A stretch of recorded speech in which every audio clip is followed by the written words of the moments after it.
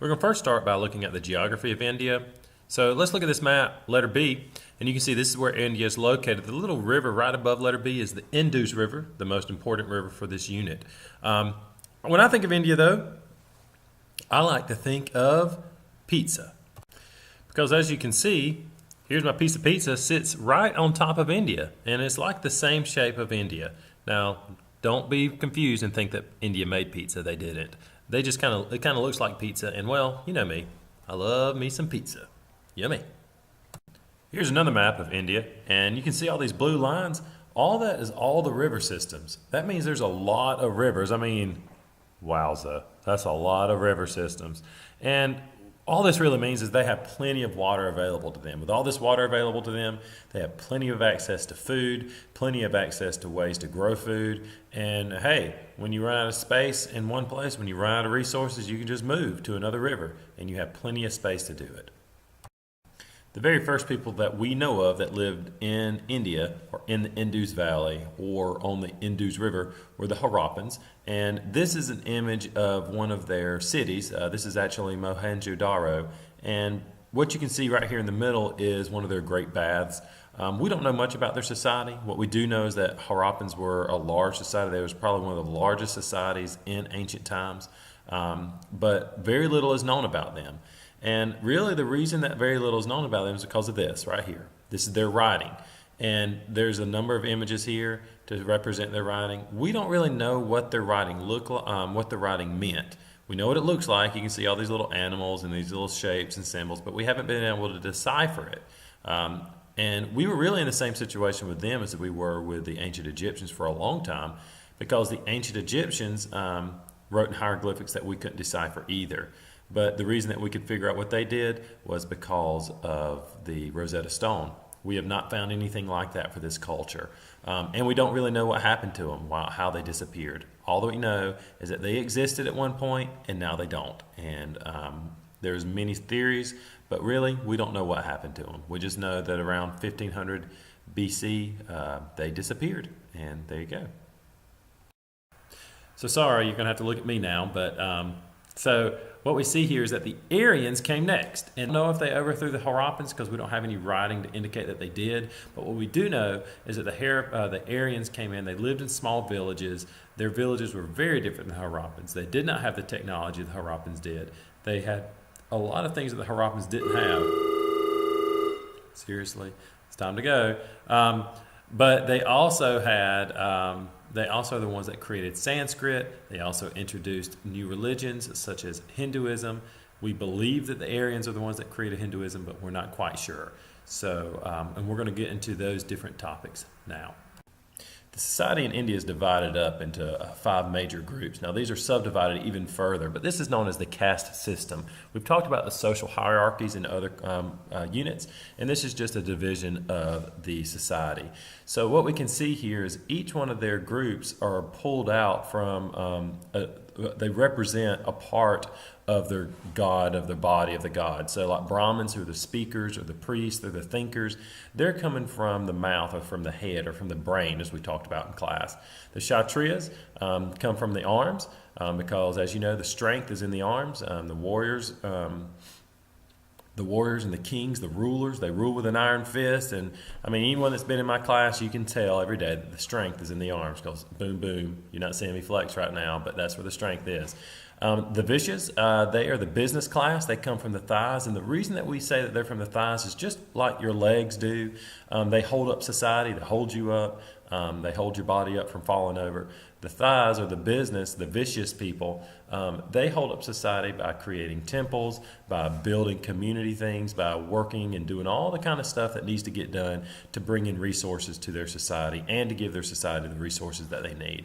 And then the last, the Shudras, they are represented as the feet. They're like the servants, and the reason that we call them the feet is, as I've said in class many times, that your feet do a lot of work all day long. They are constantly moving, but yet you don't have a lot of credit for them. And the servants are the same way. They do a lot of things. And just like the servants, at the end of the day, they're working so hard that they're all sweaty, they're all smelly, much like your feet. And then the final one, it says the Dalit. We call them the untouchables. Those aren't even part of the Hindu god. That they are just the dirty people that do the dirtiest stuff. That are just what they do is just so gross that no one wants to have anything to do with them. Hinduism is the oldest polytheistic religion that exists, that is in practice today. And this is the symbol for Hinduism here. This symbol is seen on the Vedas, which is the name of their holy book. We also have a major part of what Hindus believe is reincarnation, that you're reborn, that once you die, you're going to come back as another being and you're going to live again. You're not going to have any memory of your past, but you're going to be decided where you live based on your previous behavior. So, for instance, if you're a good person, then you'll come back up the caste system, moving up the caste system. If you're a bad person, you're going to come back moving down the caste system. This is all about dharma, that they believe that you should be happy with where you're placed because you deserve it. You deserve the place in society that you are because you've earned it. And the fact that you've earned this place in society is known as karma. Karma is what goes around comes around. And then finally, what you should understand, there's a lot more to Hinduism than just this. But for the basic understanding of what Hinduism is, these basic ideas are good enough. For now. We're not going to get into Hinduism real deeply, but these are just the main ideas of Hinduism that you need to understand. And then there is this guy named Buddha. And Buddha, what he decided was that after seeing everything that was going on in Hinduism, he just realized that this just didn't seem right. It didn't seem to make sense to him, that there's so much suffering in the world. So he meditated for about a month underneath this tree here. And this is, and then I have a beautiful artist rendition of the tree in my classroom. But he meditated to think about all these things that he knew about. Hinduism taught him a whole lot of things, and he's realizing that some of that stuff just doesn't make sense or doesn't seem fair to everybody. And he decided to come up with what he's called the Four Noble Truths. And he figured if you followed these steps, then you can reach what he calls nirvana. Nirvana is like a perfect place of peace where you kind of understand the world around you and you're at peace with everything around you.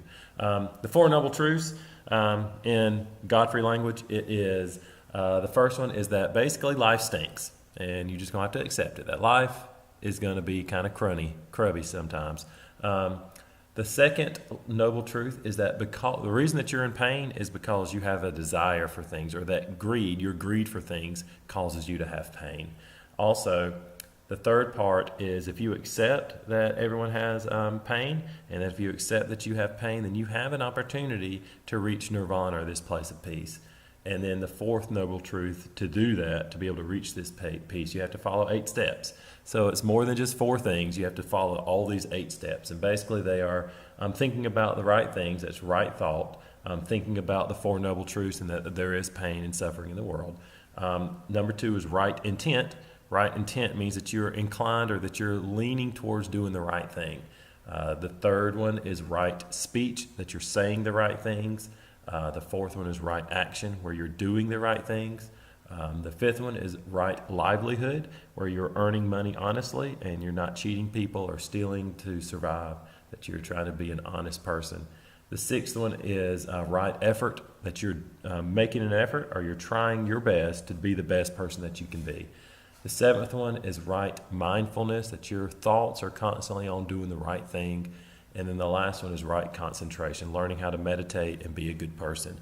And all these things, if you do all these things, then according to Buddha, then you would be able to reach a place of perfect peace. And these ideas aren't, even though these are Buddhists' ideas, these ideas are not such bad ideas in themselves. So, there's lots of religions that mention these ideas in a different way. But Buddha is just trying to really create peace. And a lot of poor people really liked it because what this did is it got them out of this caste system, that they could realize that, hey, I can reach peace in my lifetime instead of in Hinduism. You're going to have to go through being reborn over and over and over and over again for millennia, for thousands of years, and you still might not reach peace.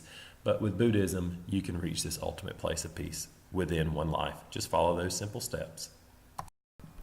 And as I said, Buddhism was very popular to a lot of people, but it did start getting spread around Asia. In fact, Buddhism is actually very popular in China, And we can see here, this is just a map showing you how Buddhism spread. The most likely way that it spread was due to merchants, people selling and buying stuff. And as they're selling, they start talking to each other, and then they learn more about their religion that way. So this shows how Buddhism spread all over the world, or all over this, not the world, but all over Asia. And finally, you need to know about the Guptas. They got a weird name, but they did a lot of cool stuff there around during the ADs after Jesus was on Earth. And the Gupta dynasty created a lot of mathematics and astronomy. They created all kinds of stuff that we use today, like the Hindu Arabic numerals, the numbers that we use. They also came up with the idea of zero, which seems kind of like a duh statement, but no one had figured it out yet. They also had a number of astronomers who figured out the movement of the planets. And realized that the earth was round and revolved around the sun. They also came up with a lot of different kinds of medicine. Actually, some of the very first versions of plastic surgery and inoculations were created by the Guptas. So they were very advanced. So there you go. I know it's a lot of material, and I said it really, really fast. But I tried to get it under 10 minutes, which I didn't. So, but I'll try better next time. I think I did pretty good because it's a lot of material. So good luck, study up, and we'll do great on our test on Monday. Bye.